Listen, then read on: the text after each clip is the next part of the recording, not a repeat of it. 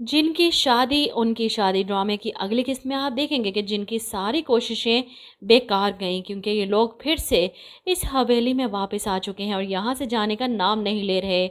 ऐसे में चमकी चुड़ैल, जो खुशी के ससुराल वालों से मिलने गई थी और वहाँ जाकर अपने मसले के बारे में बताती है, और ऐसे में वापसी पर एक जहर की बोतल हाथ में पकड़े अपने शोहर आज़र को दिखाती है कि मुझे ये जाजिम की माँ ने दिया है गिफ्ट, 12 बिच्छुओं के जहर से बना असली देसी आजमूदा जहर, जिसे देखकर आज़र कहता है कि अब यही आखिरी हल रह गया इन लोगों से जान छुड़वाने का।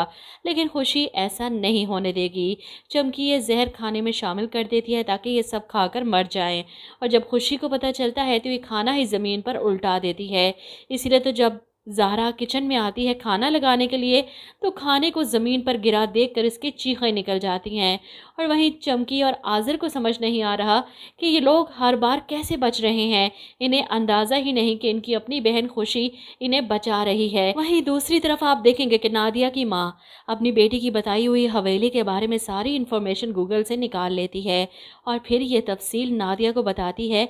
ये हवेली कभी बस नहीं सकी, या तो इसमें बसने वाले लोग पुरअसरार तरीके से गायब हो जाते हैं या फिर मारे जाते हैं।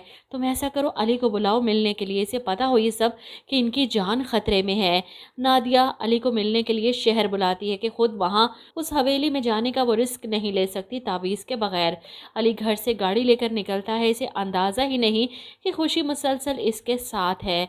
वो अली को किसी भी वक्त अकेला नहीं छोड़ सकती, इसलिए इसके साथ ही शहर जा रही है। और अली को जैसे अंदाज़ा होता है कि कोई इसके साथ है, लेकिन चौंका खुशी इस वक्त इंसानी शक्ल में इसके साथ नहीं थी, इसलिए वो जान ही नहीं पाया। लेकिन रास्ते में इसकी नज़रें बार बार खुशी को ही ढूंढ रही थी, क्योंकि हर बार वो इसे इसी सड़क पर मिली है।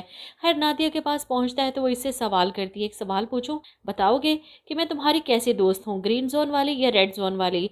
अली को इसकी बात समझ नहीं आती। वहीं दूसरी तरफ नादिया की माँ पहुँच जाती है हवेली इन लोगों से मिलने के लिए। ज़ारा भाभी इस खातून को यहाँ पर देख कर डर जाती हैं, हवेली के अंदर आने का नहीं कहती, बाहर ही खड़े खड़े इनसे पूछती हैं कि आप यहाँ खैरियत, जिस पर वो बताती है कि मैं नादिया की ममा हूँ। ये देखकर ज़ारा बहुत खुश होती है, नादिया बहुत अच्छी लड़की है, अली भी इसे बहुत पसंद करता है, हर वक्त उसकी बातें करता है।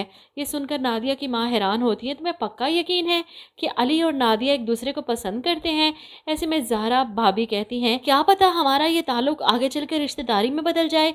वो बस अली की शादी करवाना चाहती है इस 6 महीनों के अंदर, ताकि अब्बा जी की वसीयत पूरी की जा सके।